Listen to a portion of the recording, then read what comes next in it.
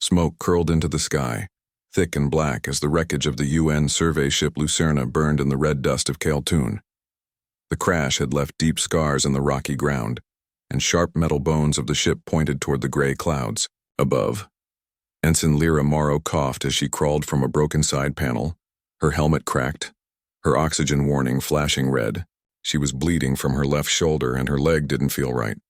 Her hands trembled, but she kept moving. She had to.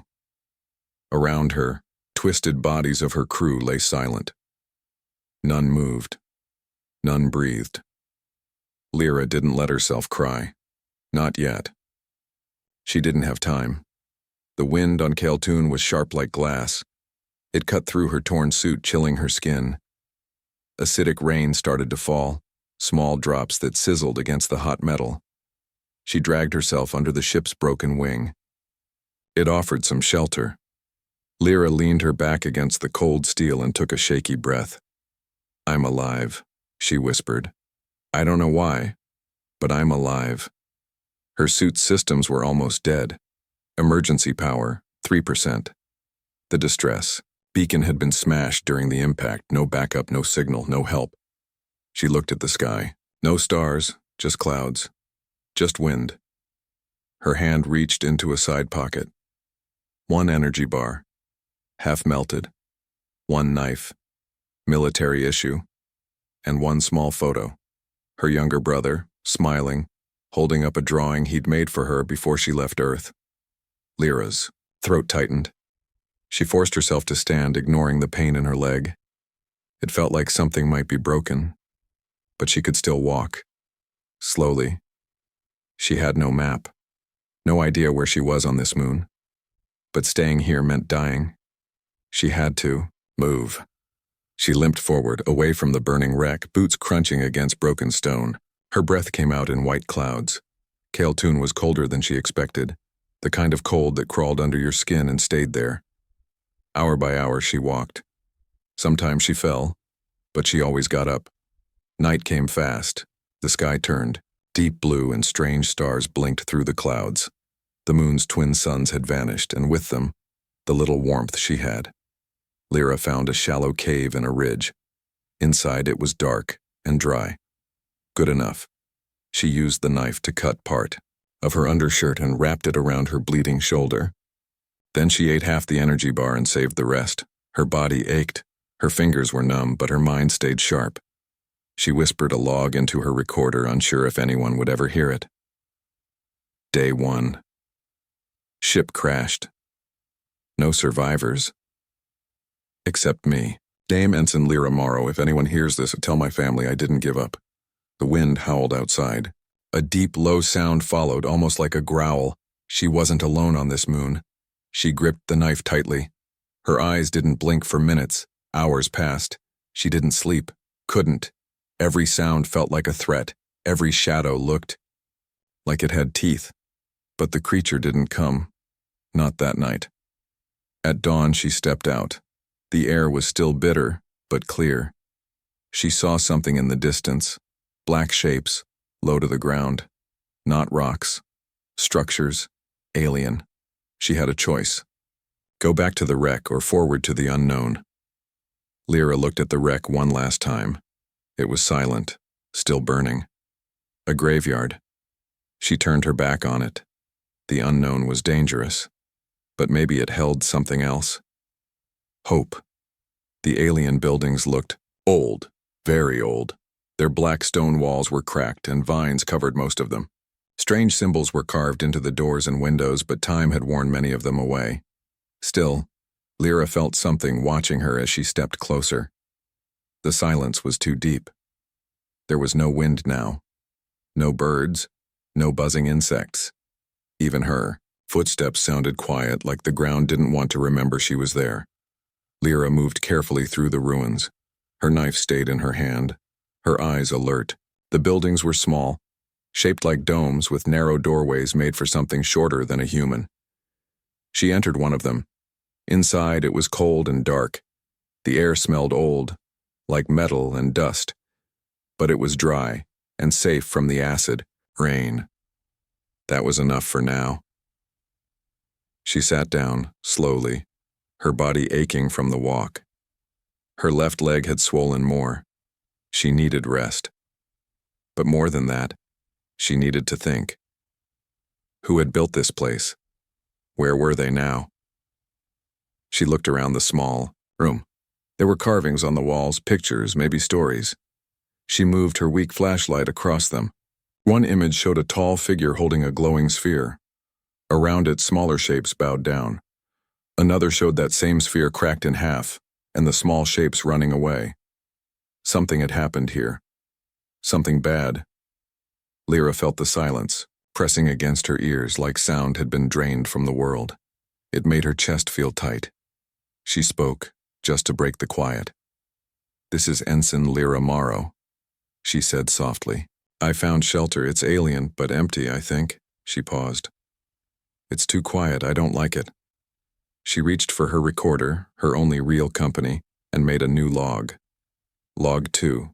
Still alive. Found old alien ruins.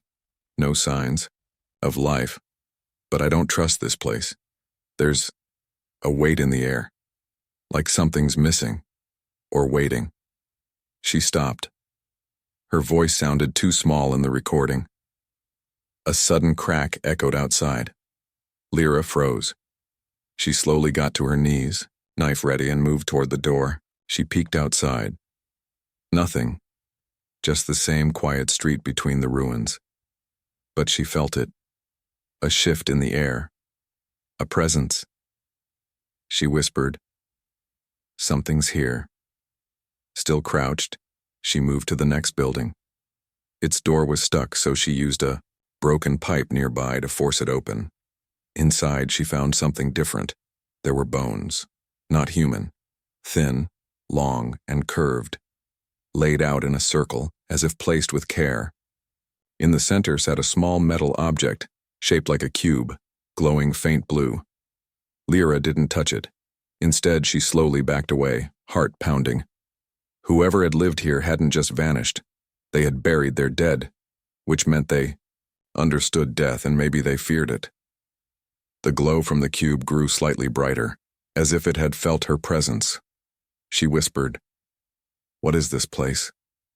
Then she heard it. A faint, broken voice, coming through her earpiece. Lyra. Morrow. Her blood ran cold. She hadn't heard her name since the crash. The comms were broken. There was no signal. She pressed the button on her chest unit. "Who is this?" No answer. Only static. Then, "Found you. Watching. Beautiful." Her breath caught. The voice was not human, but it had learned her name, and it had said beautiful. Her mind raced. Was it the ruins? A trap? Or something else? She turned the comms off. She couldn't afford distraction. The silence returned, but now it felt alive, like the ruins themselves were listening.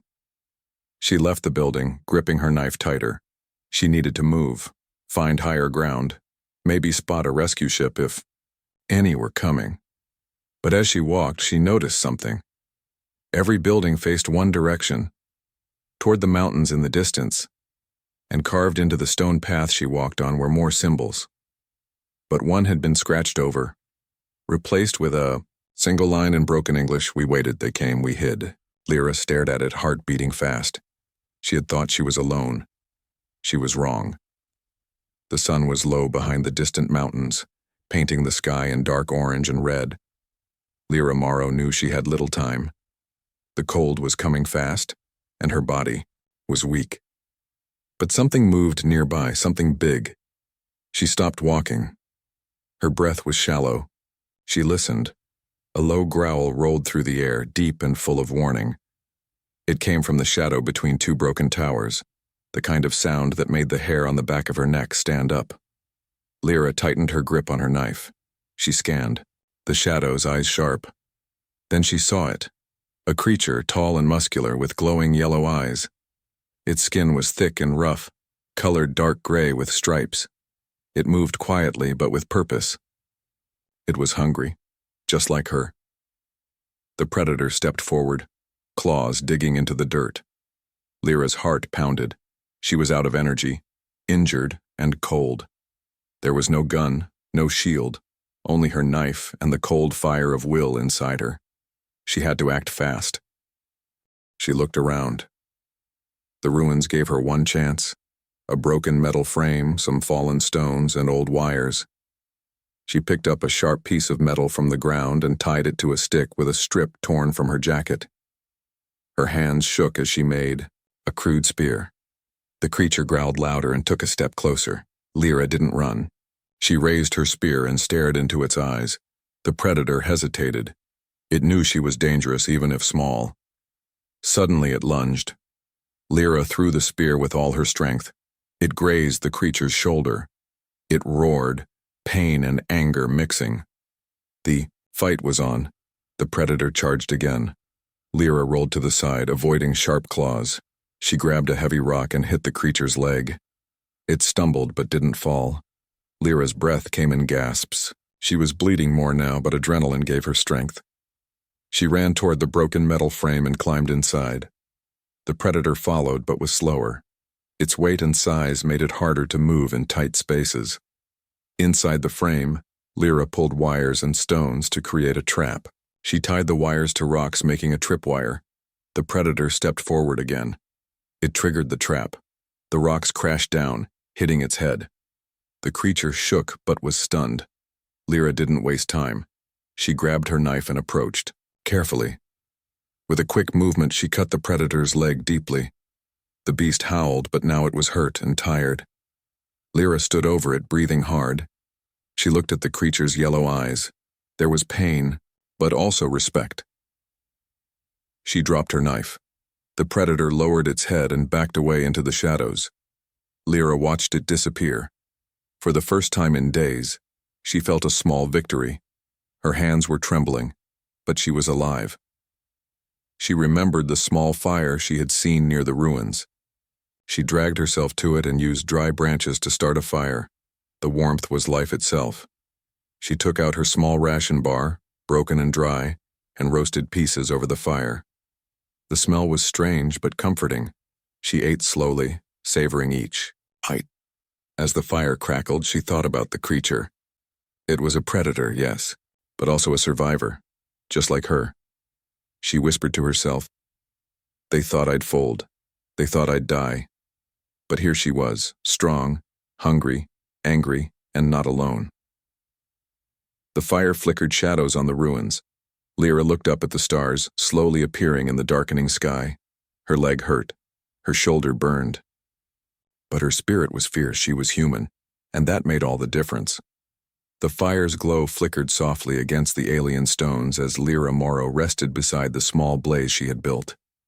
The night on Cael'Thun was cold and still, but, for the first time since the crash, she felt a moment of quiet. The predator was gone, and the silence around her was deep and heavy. She pulled her jacket tighter around her wounded shoulder and closed her eyes briefly. Every muscle ached. Her leg throbbed painfully, but she had survived another day. That was something. Suddenly, a sound broke the quiet, a faint, mechanical hum. Lyra's eyes snapped open. She scanned the dark ruins with sharp, alert eyes. The hum grew louder. From behind a fallen wall, a small drone floated toward her. It was not human-made.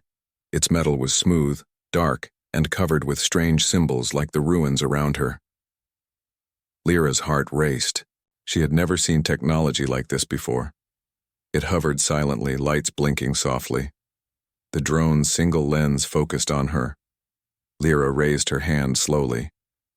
"I don't want to fight," she said, voice steady but tired. The drone beeped. Then a voice spoke. It was not human. The words were sharp, reptilian, but clear. "Identify yourself." Lyra swallowed hard. "Ensign Lyra Morrow, United Nations Survey Team. Ship crashed. I am alone." The drone hovered for a moment, then emitted a soft clicking sound. Then from the shadows, a figure appeared, tall, covered in thick, dark scales. The alien was like no creature Lyra had ever met. Its eyes were bright amber, intelligent, cautious. It moved with grace, despite its size. Lyra held her breath. The alien's gaze was strong, but not immediately hostile. "Why are you here?" the creature asked in broken English. Lyra's voice was firm. I want to live. I want to survive. I don't want trouble. The alien studied her closely. You are hurt. Yes, Lyra admitted. I have been walking for days. The alien lowered its head slightly. You should not be here. This moon is dangerous. Lyra nodded. I know. A long silence passed between them.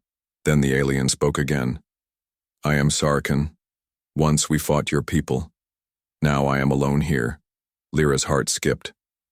You fought humans? Sarkin's eyes darkened. War is long ago.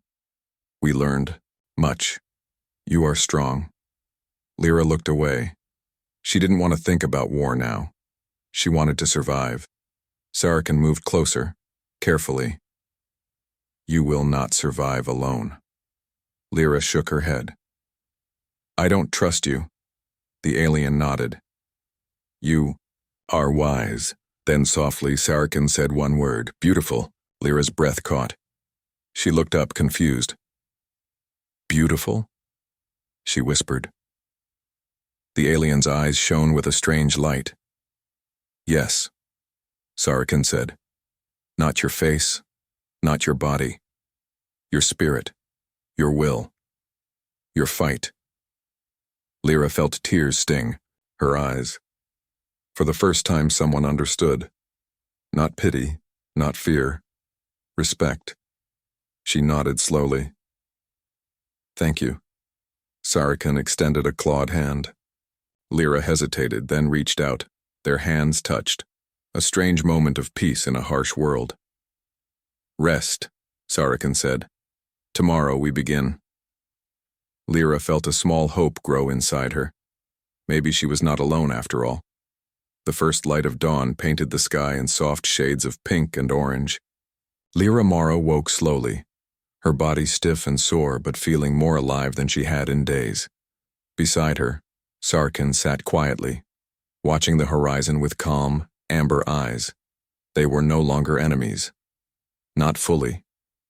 Lyra flexed her fingers and looked around. The ruins stretched out before them, silent and still. The cold air was sharp but less cruel than the nights before. For now, there was peace. Thank you for helping me, Lyra said softly. Sarkin nodded. You are strong. You fight not only with your body but with your mind. Lyra smiled faintly. I had to. Otherwise I would be dead. They sat together, sharing the small warmth of the morning sun. The alien watched her carefully, curious about this human who refused to give up. I want to learn about you, Lyra said. Why do you live here alone? Sarkin's eyes darkened with memory. I was once a warrior, but I left my people. I could not fight anymore. This moon is my exile. Lyra thought about her own mission. The survey team, the crash, the loss. I lost my crew, she admitted. I almost lost myself. Sarkin looked at her with respect. You carry great pain, but you do not show it. Lyra's jaw tightened. Pain is part of survival. The alien nodded slowly. Our histories are different, but we share many things. Fear, hope, anger, even hunger. They laughed quietly, breaking the tension. Over the next hours, Lyra and Sarkin began to understand each other. They used simple words and gestures, building a fragile bridge between two very different lives. Sarkin showed her how to find clean water from the rocks and how to recognize signs of dangerous creatures nearby. Lyra taught Sarkin how humans use fire not just for warmth but as a tool and a symbol of life. Together, they gathered dry wood and built a larger fire, its flames bright and comforting in the cold ruins. For the first time in a long while, Lyra felt hope growing inside her. They talked about their pasts and fears, their dreams for the future. Sarkin admitted he had seen many wars and wished for peace. Lyra shared stories of Earth, the blue oceans, green forests, and cities filled with light. Despite their differences, A bond was forming. A cold truce, yes, but also a beginning. As night fell, Lyra looked up at the stars again, this time with Sarkin beside her. "Tomorrow, we must find a way off this moon," she said. Sarkin agreed. "Together, we are stronger." Lyra smiled, feeling the fire inside her burn brighter than ever. The stars stretched endlessly beyond the viewport of the rebel ship. Commander Eli Vance stood silent, watching the fading light of the destroyed asteroid fortress. Behind him, the Free Stars celebrated, quietly, their first real victory against the Umbra dynasty. But Eli knew better than to celebrate too long. The Queen, Varashara, was still alive. Her power was weakened, but her spirit was unbroken. The war was not over. Beside him, Kara adjusted the ship's controls, preparing for their next move. Her golden eyes held both hope and determination. "We have many allies now," she said softly. "Planets ready to join the fight. The Queen's empire will fall." Eli nodded. "But Varashara will fight harder than ever. She knows what's at stake." Their thoughts were interrupted by a sudden alert. A message came through from one of their scouts. The Queen's fleet was regrouping near a distant star system. She was gathering forces for a counterattack. Eli clenched his fists. "We must act fast." Days later, the rebel fleet approached the Queen's new stronghold. The space was thick with enemy ships, sleek and deadly. The Free Stars prepared for battle. Eli stood on the command deck, rallying his forces. "Remember why we fight," he said. "For freedom, for peace, for every world under the Queen's shadow. We are stronger together." The fleet moved forward, engines roaring. The battle began. Laser beams cut through the dark void. Ships weaved and dodged, firing volleys of energy. Explosions lit up space like fireworks. Eli directed his own ship through the chaos, targeting key enemy vessels. Kara worked beside him, hacking enemy communications and disabling shields. The fight was fierce. Many rebels were lost, but their spirit never wavered. Eli's leadership inspired hope. In the midst of battle, a warning flashed on Eli's screen. The Queen's personal flagship had launched a boarding pod. Varashara herself was coming. Eli's heart pounded. He knew this fight was far from over. The pod docked with their ship, and moments later the Queen appeared. She was powerful, but her wounds from the Star Core attack were still visible. "Eli," she said, voice cold but calm. "You have made me a worthy enemy, but this is the end." Eli faced her without fear. "It is never the end. Not as long as we fight."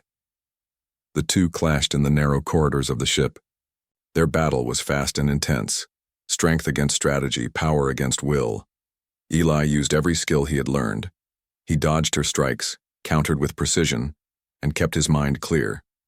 At one point, the Queen faltered. Eli saw an opening. He pinned her to the wall. "Look around," he said. "You are not alone. Your empire is ending because your people want peace, not fear." Varashara's eyes softened. For a brief moment, she looked like a tired woman, not a queen. "I never wanted this war," she whispered. "Only survival."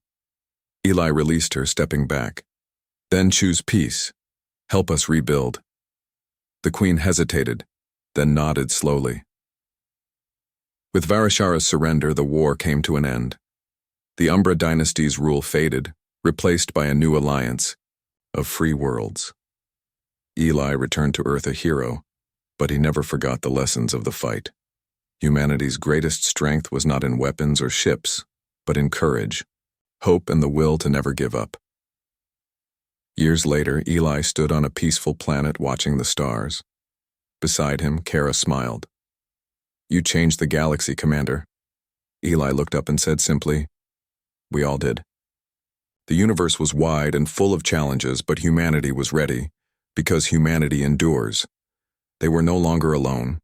They were a team, and their fight was only just beginning. The cold wind bit at Lyra Morrow's face as she stood on a rocky hill overlooking the ruined city. Beside her, Sarkin scanned the horizon with sharp amber eyes. The alien moon was quiet, but danger was close. Do you see it? Lyra asked, voice low. Sarkin nodded. Ships, many ships. In the sky, distant flashes of light showed the approach of dropships, fast, heavily armed vessels. They moved with purpose and not the kind of purpose Lyra wanted to see. Mercenaries, she said. They're here to loot, to take anything valuable and destroy the rest. Sarkin growled softly. They will not care about life. Only profit. Lyra clenched her fists. We need a plan. They hurried back to the ruins where they had made their camp. Lyra's legs still hurt, but she moved with new strength. Together they prepared. Sarkin showed her how to use the old alien weapons he had found. Strange devices that could send bursts of energy. Lyra studied them carefully, learning quickly. We fight smart, Sarkin said. Not just hard. Lyra nodded. We use the ruins, the shadows, the fire. They set traps, tripwires tied to rocks, hidden pits covered with debris, and distractions made from broken machinery. As the sun dipped low, the dropships landed on the far edge of the city. Mercenaries poured out, heavy weapons in hand, faces hidden behind masks. Lyra's heart pounded. This was no rescue. This was a raid. Sarkin's claws scraped the stone. They do not know we are here, Lyra smiled grimly. Then we will. Surprise them. The mercenaries spread out, moving toward the ruins. They spoke in harsh voices, demanding any valuables. Lyra and Sarkin waited in the shadows, ready. The first trap snapped. A mercenary fell, caught by a hidden wire. A second screamed as a pit opened beneath him. Chaos exploded. Lyra ran from cover, using her alien weapon to fire pulses of energy. The mercenaries were confused, scared by the strange attacks and the sudden traps. Sarkin fought beside her, fast and fierce, his strength surprising the enemy. Lyra shouted, "Hold the line! Don't let them reach the ruins!" The fight was brutal and loud. Explosions lit the night sky, and the air filled with smoke and dust. Despite being outnumbered, Lyra and Sarkin's teamwork was unstoppable. They moved like one, human and alien, strength and strategy combined. One by one, the mercenaries fell or fled. The leader of the mercs, a tall figure in black armor, shouted orders, but his men were retreating. Lyra stood on a pile of rubble, breathless but victorious. "Get back to your ships," she yelled. The mercenaries retreated, leaving the ruins silent once more. Sarkin approached her, eyes shining. "You fought well, like a true warrior." Lyra smiled tiredly. "We fought together." They looked at the burning horizon where the merc ships prepared to leave. For the first time since the crash, Lyra felt something more than survival. She felt hope. The stars shone cold and distant as the rescue ship descended toward Kael'Tun's rocky surface. Lyra Morrow stood on the landing platform, her body tired but her spirit unbroken. Months had passed since the crash of the Lucerna, but she was still alive, stronger and wiser. Beside her, Sarkin moved slowly, his amber eyes fixed on the ship. The humans aboard had never seen an alien like him before. Their faces showed fear, surprise, and curiosity all at once. Lyra raised her voice. "I am Ensign Lyra Morrow. I survived the crash and everything since then. This is Sarkin. He saved my life." The rescue captain stepped forward, eyeing the alien with caution. "We will ensure he is treated fairly," she promised. Sarkin nodded, but his gaze never left Lyra. As the medical team took her inside, Lyra looked back at the stars through the ship's window. The silence inside the ship was broken by the soft beeping of monitors and the quiet murmur of voices. Her mind replayed everything she had been through. The crash, the ruins, the predator, the alien who called her beautiful. She touched her shoulder where the wound still ached. Sarkin's word echoed inside her mind. Beautiful. It was not about how she looked or her scars. It was about her strength, her will, her refusal to give up. In the med bay, Lyra met the medical officer, a kind woman who asked gentle questions and gave warm blankets. Lyra smiled, feeling safe for the first time in a long while. Later, she found Sarkin in a secured area. He was quiet, watching the stars through a reinforced window. Lyra approached him. "Thank you," she said softly. Sarkin looked at her. "You are more than human." She laughed softly. "Maybe that's the point." Days passed. The rescue team began repairs on the Lucerna wreckage, recovering data and searching for clues about what had happened. Lyra shared her story, her battles, and the strange friendship she had formed. The other humans listened, amazed. Some were skeptical, but most admired her courage. One night, as the ship prepared to leave Khaltun, Lyra stood once more on the landing platform. Sarkin came beside her.